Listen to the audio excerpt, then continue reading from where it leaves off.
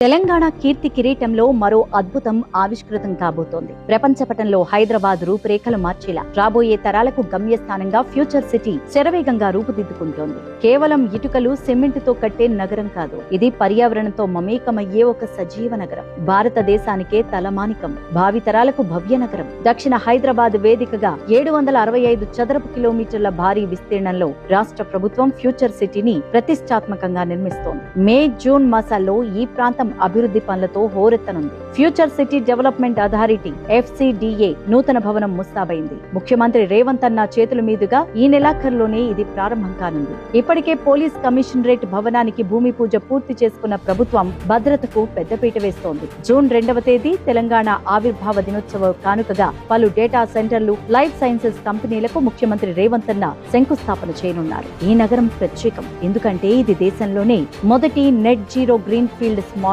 City. ఇక్కడ పర్యావరణమే ప్రాణం. నివాసాల నుంచి నడక దూరం